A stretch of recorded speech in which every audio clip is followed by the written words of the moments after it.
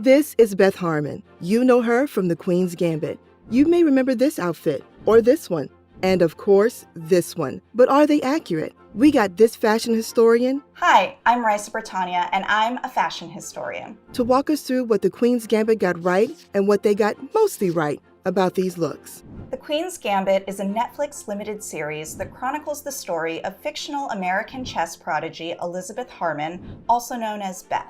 As she rises to prominence in the international world of chess, she struggles with alcoholism and addiction, and these ups and downs of her journey are visually represented through costume. Berlin-based costume designer Gabrielle Binder illustrates the evolution of the character from troubled orphan to glamorous chess phenom, all while creating a distinctive look for the show through the consistent use of color and pattern. To achieve this, the costume department made most of Beth's costumes for the series and used just a few authentic vintage pieces.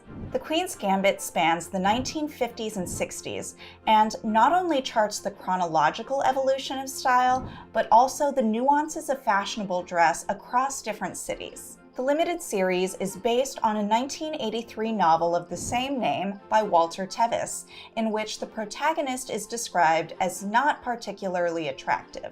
However, the creators of the television adaptation decided to glam up Beth's character, partially due to the insistence of actress Anya Taylor-Joy. Let's get into the looks. First up, Beth's plaid pinafore. This look appears in episodes 2 and 3, which take place in Lexington and Cincinnati in 1963. At this point in the series, Beth is just starting high school. As an adolescent who spent much of her childhood at an orphanage, she didn't have a lot of role models growing up. As a result, she looks to imitate the women in her life by adapting their styles of clothing. Beth purchases this dress at Ben Snyder's, which was a real-life department store that operated in Lexington, Kentucky for several decades during the mid-20th century. Beth sees the dress on a mannequin at the department store on her first trip with her adoptive mother, and it becomes the embodiment of aspiration. She later buys it using the cash prize from her first tournament victory, which is significant because this is the first time she's able to choose what she wears. This look captures the quintessential mid-century schoolgirl style, although it looks to be more influenced by the 1950s than the 1960s. This can be attributed to the differential pace of fashion based on locale. A small-town department store would not likely be stocked with the latest, most fashion-forward offerings. Let's draw this look layer by layer. First up, the undergarments. For undergarments, she would be wearing a simple white bra and a pair of cotton panties. Beth does not wear stockings or pantyhose, which is appropriate for her at this point of the series because she is being depicted as an adolescent schoolgirl. And then the slip. As a modesty layer, Beth may be wearing a full slip, which would be about knee length. We see her wearing a simple white one when she's deciding what to wear for her classmates' get-together. That brings us to the shirt. The crisp white button-up shirt is a long-standing staple in schoolgirl style. Beth's has 3/4 length sleeves with turned-up cuffs, an open collar, and decorative buttons at the center. And then her dress. Pinafore-style dresses usually feature a jumper-like bodice with open sides that requires a shirt to be worn underneath. The pinafore is a garment that has been traditionally associated with school uniforms, especially those made out of plaid textiles. Another significant aspect of the plaid pattern is its allusion to the grid-like pattern of a chessboard. Throughout the series, the costume designer has selected black and white garments with checked or linear geometric prints that visually connect Beth's character to the game of chess itself. Black and white geometric prints were especially fashionable in the 1960s, when op art began to influence textile design and fashion photography. Next up, her shoes and socks. We are made aware of Beth's insecurity about her shoes in the second episode, when she finds herself surrounded by classmates wearing black and white saddle shoes. This style was very popular for teenage schoolgirls, and Beth's desire for them is another instance of her aspiration that takes the form of clothing. At the end of episode 2, it can be interpreted that Beth purchased the coveted shoes with her prize money. However, it is later revealed that the purchase was actually a chess set. When we see Beth and her mother arrive at the hotel at the beginning of episode 3, we see that she did purchase the shoes for herself after all. She wears the saddle shoes with white bobby socks, which are folded over just above the ankle. Finally, her hair and makeup. At this point, she is fresh-faced and pretty much makeup-free, which helps to establish this as the beginning of her beauty journey. Beth sports a short page boy hairstyle with micro bangs. It is not a fashionable hairstyle, and it is meant to make her look young and not particularly in touch with the latest beauty trends. If she were, she may have opted for a more voluminous hairstyle with softer bangs. She may have also accessorized with a headband or a barrette. Overall, this is an accurate, character-driven costume. So here's what Beth would have looked like. Let's move on to Beth's next look. This look appears in episodes 1 and 6, which take place in Paris in 1967. When Beth arrives in the fashion capital, she finally has access to the most up-to-date styles. This dress was likely purchased on Beth's shopping trip before her match with Borgoff. The boutique she walks out of is a fictional one, and Maison Bonnet, which is written on the side of the large shopping bag, is actually an eyeglass store. This is the first look we see at the very beginning of the series, before we do the flashback to Beth's childhood. When we see it again in episode 6, we understand the reason for the seemingly haphazard nature of this look. Her much-anticipated face-off with Russian Grandmaster Borgoff is derailed by a wild night of drinking, which causes her to lose the match. Costume designer Gabrielle Binder cites the work of Pierre Cardin as the inspiration for this look. However, there are specific design features that make this costume particularly fitting for this pivotal scene. Now we're going to draw every layer of this look. First up, the undergarments. For this look, she would be wearing the same white bra and cotton panties. This important match would have been an occasion where it would be appropriate for her to wear tights or pantyhose. However, we know that she got dressed in a hurry and perhaps didn't have the wherewithal to put them on.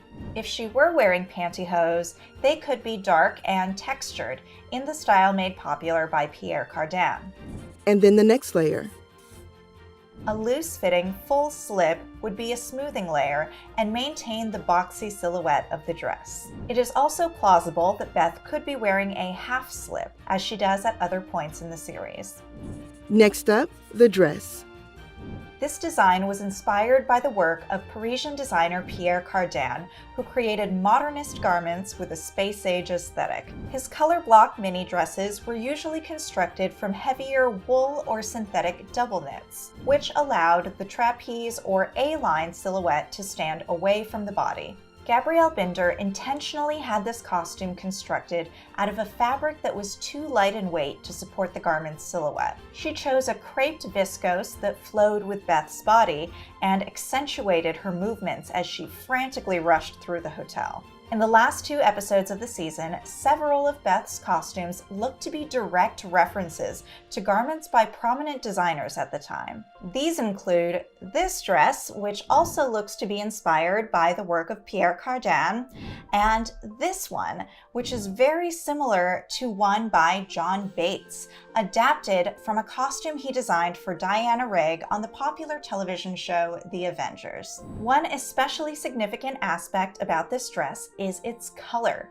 which is a pale shade of green that is repeated at different moments throughout the series. When she arrives at the orphanage in the first episode, she's wearing a pale green dress embroidered by her mother. She wears this color again in the final episode, for her rematch with Borgov. In this case, the light color helps her stand out against the dark tones of the room in which the Russian tournament is taking place. But this same color helps her blend into the interiors of the orphanage in episode 1. Here we see a bit of color theory at play. The distinctive shade of what became known as hospital green first appeared around 1914, and by the mid-20th century, this color was ubiquitous at hospitals and asylums. This green was thought to influence patient moods and inspire serenity of mind. The two-tone design of this particular dress also mirrors the two-tone green of the tranquilizer pills to which Beth becomes addicted. One last thing to note about this dress is the bow at the chest. Beth's costumes always convey her innate femininity, but the show's creators took care that it was never used to her advantage in gameplay. And then the shoes. She runs through the hotel barefoot, and we see her slip on a pair of shoes just before she enters the room where the tournament is taking place. Beth wears low-heeled black pumps that coordinate with the black accents on her dress. They appear to be slingbacks, but she could also be wearing a youthful T-strap variation. That brings us to Beth's hair. The show's hair and makeup designer, Danielle Parker, cites Natalie Wood as the source of inspiration for Beth's look, with the softly swooped bangs and the curled ends. This is a style that would be typically achieved with an overnight roller set, which Beth obviously did not do on this occasion.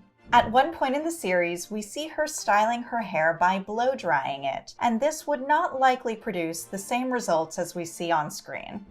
Lastly, her makeup.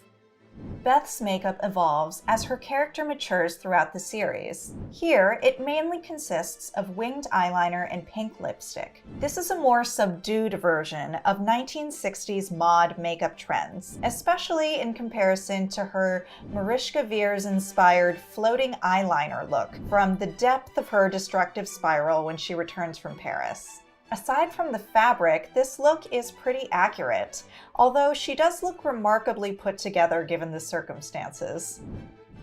So this is what Beth would have looked like. Next up, let's take a look at her White Queen ensemble. This look appears in episode 7, which takes place in Moscow in 1968. This is the final look of the series, which is meant to resemble the White Queen chess piece. It marks a symbolic end to her journey to conquer the chess world, as well as her personal demons. This look is inspired by the work of Andrei Courrèges, who was a significant designer in the space-age fashion movement, which saw the rise of futuristic styles that coincided with the Apollo space program, all leading up to the moon landing in 1969. Courrèges was especially known for his sleek, all-white, tailored ensembles. The costume designer has cited French singer-songwriter Françoise Hardy, a frequent client of Courrèges, as the point of inspiration for Beth. Let's break this look down layer by layer. First up, undergarments. Once again, Beth's undergarments would consist of a bra and a pair of panties. By the late 1960s, underwear had evolved into a style more akin to a hip hugger, which did not extend all the way up to the natural waist. By 1968, colorful and printed textiles became more common in lingerie. Let's move on to the next layer. Beth wears a long-sleeved black turtleneck sweater. She wears similar sweaters throughout the series with slight variations in sleeve length and color. This garment hints at the era's edgier art scene, as well as the rising counterculture. The black turtleneck became associated with the beatnik subculture in the previous decade, and it became especially fashionable following the release of the 1957 film Funny Face starring Audrey Hepburn. And then the pants. Beth wears a pair of straight-leg white trousers with a crisp crease pressed down the center of each leg. These are just one aspect of the look that references the work of Andrei Courrèges, who is known in the fashion world for his futuristic white pantsuits. The decision to put Beth in pants at this moment could be symbolic of her triumph as a young woman in what was a male-dominated sport. Next up, the shoes. This style of leather ankle boot was particularly fashionable in the mid to late 1960s. Flat white ankle boots with a square toe were the quintessential accessory to any Courrèges ensemble. And then the coat. Beth's knee-length white coat is made from a thick cashmere wool and features a stand collar. We see that it has a snap closure with 3 large decorative buttons at the center front. A tie belt cinches the waist at the center back, but allows the front to flow away from the body in accordance with a fashionable silhouette of the era. This is just one of several coats worn by Beth throughout the series that look to be directly inspired by Courrèges coats dating to exactly 1967 and 1968. The little black dress she wears for one of her matches in Russia is actually a vintage Courrèges piece, so it is reasonable to assume that she visited his salon while shopping in Paris the previous year. Next, her hair and makeup.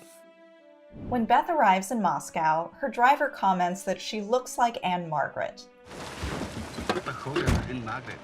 Throughout the tournament in Russia, she wears a hairstyle that is similar to that of the movie star, with the side part soft waves and curled ends. For this final scene, the hair and makeup designer helped bring focus to Beth's face against the all-white ensemble by concentrating all of the color on her red hair and her rich red lipstick.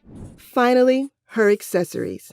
Beth's white hat completes her transformation into the White Queen chess piece. It is a sculptural domed variation on a beret with a large pom-pom and made from a felted wool similar to that of her coat. Berets made a huge comeback with the 1967 film Bonnie and Clyde, in which Faye Dunaway played Bonnie Parker and became an instant style icon. Beth's variation incorporates mod and space-age elements with a touch of fantasy to help transform her into the silhouette of a chess piece. Beth wears short white leather gloves, another signature Courrèges accessory, but she removes them at the final moment when she sits down to play the last game of chess in the series. So this is what Beth would have looked like, a near-perfect match.